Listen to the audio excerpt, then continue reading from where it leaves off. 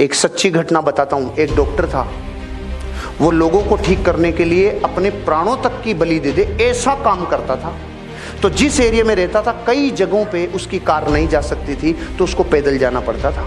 एक दिन पूरे दिन मेहनत की, रात को थक के चूर होके 12 बजे आके सोया और रात को 2 बजे उसके फ़ोन बजा।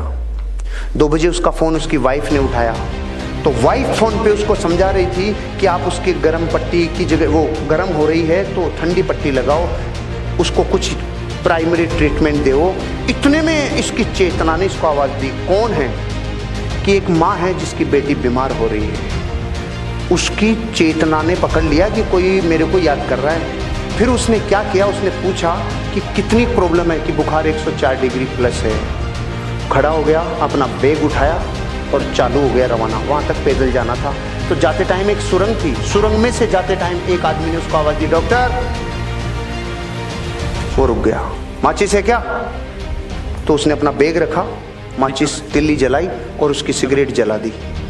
जलाते टाइम इसका चेहरा देखा, चला गया। फिर जब वापस आ रहा था उस लड़की का इलाज करके, वापस उसने पूछा, डॉक्टर माचिस है क्या? इसने फिर नीचे बैग रखा, माचिस की तिल्ली जलाई और इसकी सिगरेट जला दी। फिर भी चेहरा देखा, आगे चला गया। रात को 4 बजे 5 बजे जाके सोया। सुबह 7 बजे इसके ऑफिसर का फ़ोन आया, इसके डॉक्टर ऑफिसर का फ़ोन आया कि आपकी अर्जेंट ज़रूरत है हमें। रात को अपने ऑफिसर का किसी आदमी ने मार पिटाई कर दी, बहुत ज़्यादा घायल हैं। सुरंग में किसी ने इनको लूट लिया और इनको बहुत नुकसान पहुंचाया। इनका इलाज करने के लिए आपको आना पड़ेगा। तो पहले तो डॉक्टर ने जाके सुबह 7 बजे उसका इलाज किया अपने ऑफिसर का, और फिर पूछा कि इसका ये किसने किया? तो उन्होंने कहा कि जिसने किया था सुरंग में ये काम, उस आदमी को हमने पकड़ लिया, पुलिस के हवाले कर दिया। तो उसने कहा मैं उससे मिलना चाहता हूँ।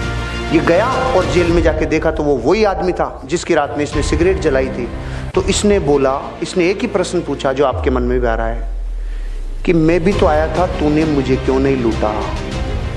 उसका जवाब सुन के मेरी जमीन निकल गई कि मैं तेरे को लूटता भी और तेरे को कूटता भी, लेकिन जब भी तू आया मेरे पास तो तू अकेला नहीं था, तुम 2 थे, और मैं अकेले को लूटता हूँ, 2 को नहीं लूटता।